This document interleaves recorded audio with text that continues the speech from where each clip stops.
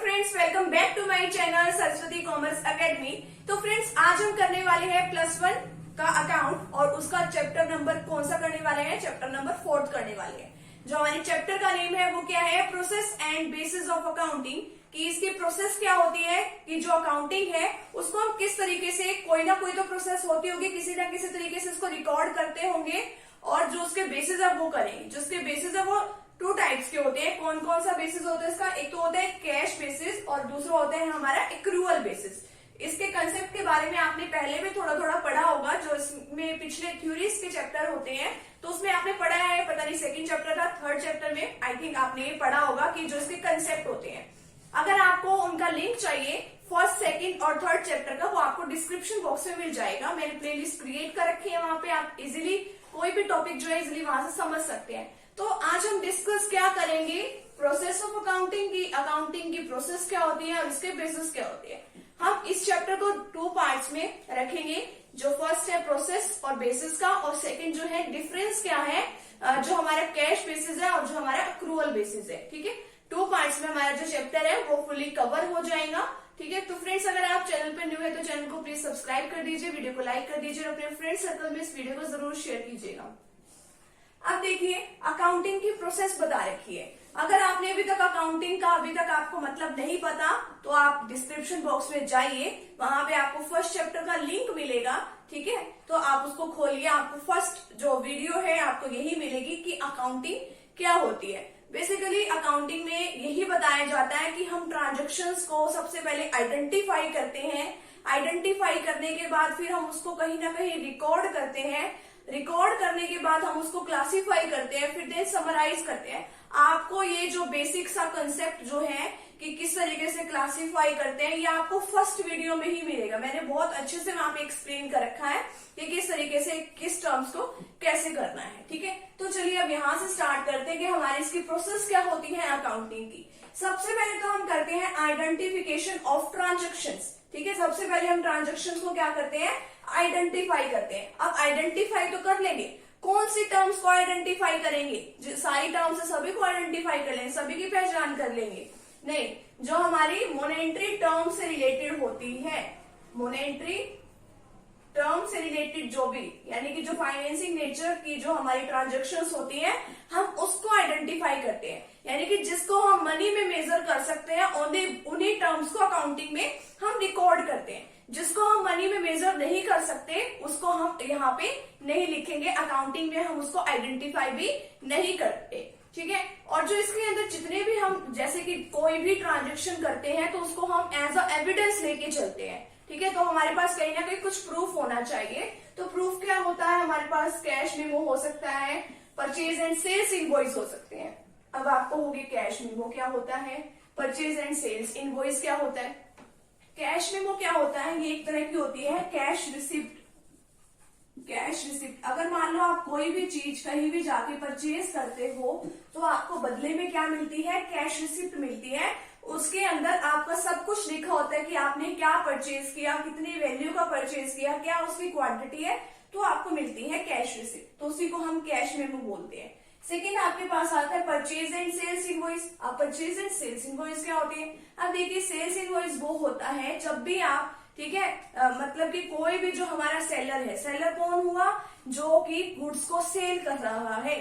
ठीक है, जो भी गुड्स को सेल कर रहा है वो सेलर होता है। तो जब भी उसने किसी भी गुड्स को सेल करी, किसको सेल करेगा? परचेजर को। परचेजर कौन होता है? जो कि गुड्स को परचेज कर रहा है, यानी कि जो कि गुड्स को खरीद रहा है। अब जब उसने सेल किया और जो वो परचेजर है, ठीक है, उसको वो क्या देगा? जो सेलर है वो परचेजर को क्या देता है? सेल्स इनवॉइस देता है। उसके अंदर हर एक सारी आइटम जो है पूरे डिस्क्रिप्शन में लिखी होती है कि क्या गुड्स है, कितनी वैल्यू की है, कितनी क्वांटिटी है, तो ये सब कुछ लिखा जाता है उसके अंदर। ठीक है, तो एज अ बिल उसको दे देता है।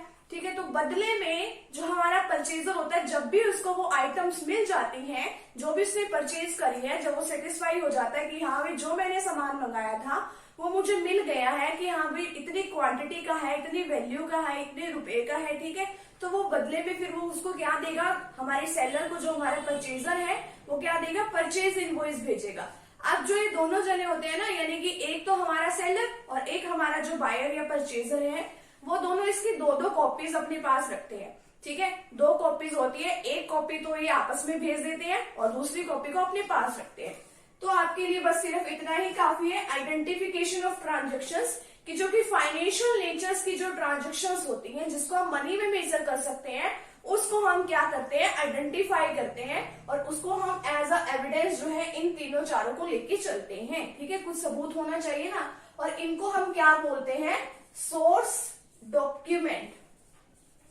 सोर्स डॉक्यूमेंट हम इसको बोलते हैं। नेक्स्ट है हमारे पास प्रिपरेशन ऑफ वाउचर्स। अब हम वाउचर्स को प्रिपेयर करते हैं इन सोर्स डॉक्यूमेंट की हेल्प से। सोर्स डॉक्यूमेंट कौन से हैं, ये वाले। इस सोर्स डॉक्यूमेंट की हेल्प से हम क्या करते हैं, वाउचर्स में अपनी ट्रांजेक्शंस को रिकॉर्ड करते हैं। ठीक है, वाउचर्स में हमने रिकॉर्ड कर लिया, फिर वाउचर्स के बाद हम कहाँ करते हैं, अपनी बुक्स ऑफ अकाउंटिंग जो होती है हमारी, वहां पे हम रिकॉर्ड कर लेते हैं, बुक्स ऑफ जर्नल एंट्री, उसमें हम उसको रिकॉर्ड कर लेते हैं। तो सबसे पहले सोर्स डॉक्यूमेंट की हेल्प से हम वाउचर्स में इसको रिकॉर्ड करेंगे।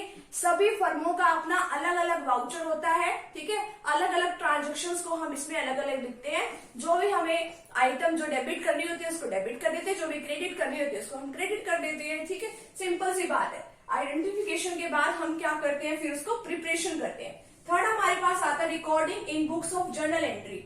जब हम वाउचर बना लेते हैं तो उसके बाद हम एंट्री को कहाँ डालते हैं, हम डालते हैं यहाँ पे जर्नल एंट्री में, यानी कि बुक्स ऑफ जर्नल एंट्री होती है तो जर्नल में हम बेसिकली डालते हैं इसको। जर्नल का एक आपके पास 7 चैप्टर है, उसको हम वहां पे डिस्कस करेंगे। वहां पे आपको बहुत सारी जर्नल एंट्रीज मिलेंगी।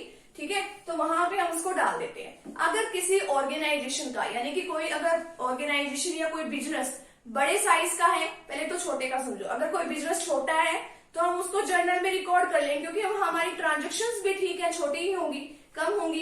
अगर हमारी ऑर्गेनाइजेशन या फिर हमारा बिजनेस का साइज जो है बहुत बड़ा है, ठीक है, तो वहां पे ट्रांजेक्शन्स भी बहुत सारी होती होंगी, तो अकेले जर्नल से भी काम नहीं चलेगा।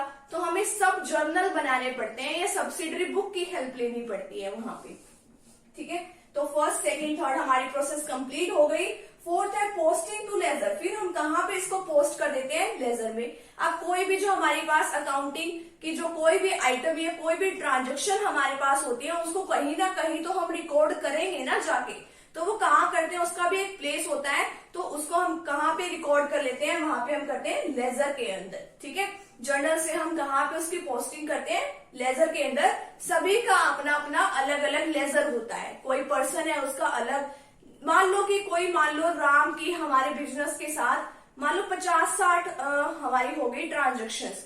इसी तरीके से श्याम की भी हो गई, ठीक है, मोहन की भी हो गई, गीता की भी हो गई। मान लो कितने ही लोग हमारे बिजनेस के साथ जुड़े हैं, 50-50 हो रही है हमारी। इतनी सारी ट्रांजेक्शन्स को हम ऐसा तो नहीं देख सकते कि हमारी राम की देखो अब कहाँ पे हमने उसको रिकॉर्ड करा है। ठीक है, जर्नल में हमने उसकी कहाँ पे एंट्री करी। तो उसके लिए हम क्या कर देते हैं, अपने आप को मतलब सुविधा देने के लिए, ठीक है, तो हम क्या कर देते हैं, लेजर बना देते हैं, उनका एक अकाउंट बना देते हैं कि एक पर्सन का अकाउंट है, ये राम का है, ये श्याम का है।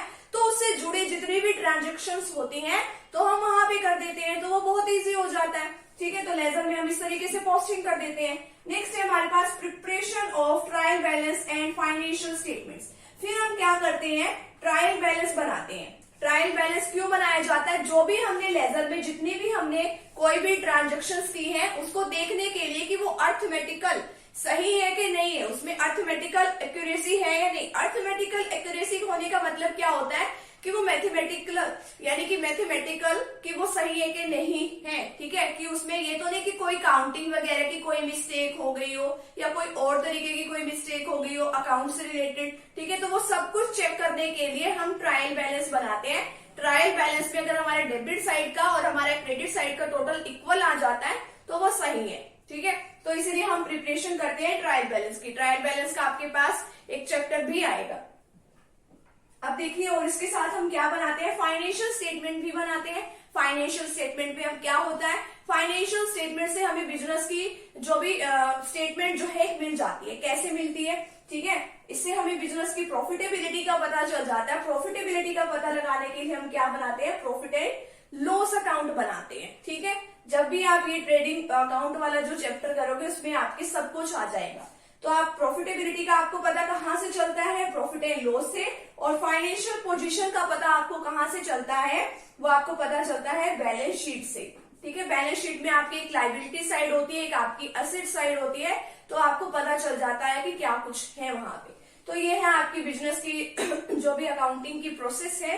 अब देखिए इसमें फर्स्ट आपने क्या किया कि सबसे पहले तो जितनी भी ट्रांजैक्शंस होती है मॉनेटरी टर्म से रिलेटेड आप उनको क्या करते हो, आइडेंटिफाई कर लेते हो। सेकंड, आप उनके वाउचर्स बना लेते हो। ठीक है, वाउचर्स सभी के अलग अलग होते हैं, फिर हम उनको जर्नल एंट्री करके हम उसको रिकॉर्ड कर लेते हैं। लेजर सभी का अलग अलग लेजर बना लेते हैं, फिर उसको चेक करने के लिए कि सही है कि मैथमेटिकल या नहीं है, फिर हम उसको देख लेते हैं। ठीक है, और फिर हमें बिजनेस की फाइनेंशियल स्टेटमेंट बनानी होती है, वो भी हम बना लेते हैं। अब हम आते हैं बेसिस ऑफ अकाउंटिंग पे। बेसिस ऑफ अकाउंटिंग में हमें क्या दे रखा है कि कितने टाइप्स की होती है। फर्स्ट होती है हमारी कैश बेसिस, और सेकंड जो है हमारे पास वो है अक्रूवल बेसिस। ठीक है, फर्स्ट हमारी कैश और सेकंड है हमारी अक्रूवल। आपको देखो देखने से पता चल रहा है कि जो कैश अकाउंटिंग है उसमें क्या बताया गया होगा, इसके अंदर जितने भी हमारी कैश से रिलेटेड आइटम्स होती है ओनली हम उन्हीं को ही रिकॉर्ड करते हैं। ठीक है, यानी कि क्रेडिट वगैरह की, उधार में अगर कोई ट्रांजैक्शन करिए उसको रिकॉर्ड नहीं करेंगे। इसका क्या मानना है कि हाँ भी जो ट्रांजैक्शन हमारी कैश में हुई है सिर्फ उसी को रिकॉर्ड करो। ठीक है, चाहे अगर मान लो कोई कैश हमारे पास आई है उसको रिकॉर्ड करो, हमने कोई कैश में खर्चा किया है, एक्सपेंसेस किए हैं, उसको रिकॉर्ड करो। ठीक है, और किसी भी चीज को हमें रिकॉर्ड नहीं करना है। ये नहीं है कि अगर मान लो अभी तक हमने सेल तो कर दिया बट हमने क्रेडिट पे सेल कर दिया, यानी कि उधार पे सेल कर दिया, तो उधार पे सेल करने से तो अभी तो पैसे नहीं आ रहे, तो ये कहता है उसको रिकॉर्ड ही मत करो। ठीक है, जब आएंगे जब उसको रिकॉर्ड करना है। बट जो आपका अक्रूवल बेसिस का कंसेप्ट है ये क्या कहता है, ये कहता है कि आपको कैश और क्रेडिट जितने भी दोनों आइटम्स होती है आपको सारी की सारी रिकॉर्ड करनी है। ठीक है, चाहे वो आपको कोई भी इनकम है, मान लो आपने कहीं सेल कर दी, तो सेल करने से आपको क्या मिली, इनकम जनरेट हुई। इनकम जनरेट हो तो गई बट अभी आपने क्रेडिट पे करी है, अभी तो नहीं हुई ना फिलहाल के लिए, आगे मिलेगी। तो ये कहता है अभी उसको रिकॉर्ड कर लो, क्या पता आगे आने वाले टाइम में आप भूल भी जाओ कि आपको कोई इनकम भी जनरेट होनी थी, या फिर आप ये कंफ्यूज हो जाओ कि हाँ भी कहाँ किस डेट पे होनी थी, तो आप उसको पहले ही रिकॉर्ड कर लो ना, आपको कोई किसी तरीके की कंफ्यूजन ही नहीं होगी। ठीक है, इसी तरीके से जो भी एक्सपेंसेस है, तो जिस अकाउंटिंग ईयर से रिलेटेड जो आपके एक्सपेंसेस है आप उसी को रिकॉर्ड कर लो। ठीक है, अब देखो इसमें एक एग्जाम्पल भी बता रखा है। मान लो आपने कहीं का रेंट पे करना है, मान लो जहां पे आपका बिजनेस लोकेटेड है वहां आपने उस बिल्डिंग का रेंट पे करना है। ठीक है, छोटा सा एक एग्जांपल है, 12 महीनों का आपको रेंट पे करना है। इसके अंदर बता रखा है कि जो आपका पर मंथ का रेंट है वो कितना है, 1000 रुपीज है। ठीक है, तो टोटल जो है 12 महीनों का रेंट कितना हो गया भाई, 12,000 हो गया। ठीक है, अब इसने क्या बताया कि 2 महीनों का जो रेंट है वो अभी हमने नहीं दिया, तो ये क्या कहता है जितना हमने कैश में पेमेंट करी है उसी को रिकॉर्ड करना है। तो ये क्या कहेगा, अब देखो 10 महीनों का रेंट पे किया यानी कि हमने तो 10,000 रुपए को ही रिकॉर्ड करना है। जो 2,000 रुपए है अभी हमने पे नहीं करे उसको रिकॉर्ड अभी नहीं करना है, जब पे करेंगे जब उसको नोट डाउन कर लेंगे। ठीक है, तो हम कितने की रिकॉर्डिंग करेंगे, 10,000 की। बट ये वाला कंसेप्ट हमें क्या बताता है, रेंट वही 12 महीनों का, 1 महीने का रेंट वही 1,000 रुपए का, 1000 का, 12 महीनों का वही 12,000 का बना हमारा, 2 महीने का रेंट हमने इसमें भी नहीं दिया। तो ये क्या कहता है कि 10,000 तो ठीक है, ये कैश वाले उसमें लिख लो। ठीक है, क्योंकि आपने कैश में पेमेंट कर चुके हो, बट इस 2,000 वाले को भी मत छोड़ो। वो कहाँ लिख लेना है, आपने आउटस्टैंडिंग में लिख लेना है कि अभी हमने पे नहीं किया, हम बाद में पे करेंगे। लिख तो लो ना, उसको नोट डाउन तो कर लो। तो ये हमें ये बोलता है इसके अंदर कैश और क्रेडिट दोनों ही आइटम्स जो है इसके अंदर रिकॉर्ड करी जाती है। अब इसके एडवांटेजेस क्या है, एडवांटेजेस इसकी ये है कैश बेसिस की, ये बहुत ही सिंपल है, बहुत ही इजी है, रियलिस्टिक है। रियलिस्टिक मतलब कि जिसके ऊपर हम विश्वास कर सकते हैं। ठीक है, या रियलाइबल कह लो। ठीक है, नेक्स्ट है it is suitable for those enterprise where most of transactions are on cash basis, यानी कि वहां उन एंटरप्राइजेस के लिए बिल्कुल सही है जहां पे जितनी भी ट्रांजेक्शंस होती हैं कैश के बेसिस पे हम उसको रिकॉर्ड कर लेते हैं, वहां सही है ये। ठीक है, बट इसके डिसएडवांटेजेस भी है। डिसएडवांटेजेस इसकी क्या है, एक तो जो ये ट्रू और फेयर पिक्चर जो है वो प्रेजेंट नहीं करता, और जो सेकंड है, और ये कंपनीज एक्ट होता है एक हमारा 2013, ठीक है 2013 में बना था वो एक्ट, तो वो कहता है कि ये इतना अच्छा नहीं है ये वाला मेथड, ठीक है। वो किसको रिकॉग्नाइज करता है, वो करता है एक्रूअल बेसिस को। तो इसमें क्या बताया गया, इसकी एडवांटेजेस हैं। एक तो ये कंपनीज एक्ट इसको रिकॉग्नाइज करता है जो 2013 में बना था, और ये बिल्कुल ट्रू पिक्चर जो है, फाइनेंशियल स्टेटमेंट जो है हमें सही सही प्रोवाइड करता है। तो इसमें ये सब कुछ बताया हुआ है कि जो बेसिस ऑफ अकाउंटिंग है वो आपकी दो तरीके के होते हैं। एक तो होते हैं आपके कैश बेसिस पे, और सेकंड होते हैं आपके एक्रूअल बेसिस पे। ये दोनों ही बहुत ही इजी है, और नेक्स्ट वीडियो सेशन में हम करने वाले हैं इन दोनों के बीच में और क्या क्या डिफरेंसेस हैं, ठीक है, कैश बेसिस में और जो हमारा एक्रूअल बेसिस है। तो आज के वीडियो सेशन में हमने क्या क्या किया, इसकी प्रोसेस करी अकाउंटिंग की, और क्या किया, इसके बेसिस करे। तो नेक्स्ट वीडियो सेशन में तो आपको पता ही है हम क्या करने वाले हैं, तो आपको वो वीडियो सेशन भी आपको जरूर देखना है ताकि आपका जो पूरा चैप्टर है वो कवर हो जाए। तो फ्रेंड्स, अगर आप चैनल पर न्यू है तो चैनल को प्लीज सब्सक्राइब कर दीजिए, वीडियो को लाइक कर दीजिए और बेल आइकन को प्रेस जरूर कर दीजिएगा ताकि आपको आगे आने वाली वीडियोस का नोटिफिकेशन मिलता रहे। तो मिलते हैं नेक्स्ट टॉपिक के साथ एंड नेक्स्ट वीडियो के साथ। Thank you very much.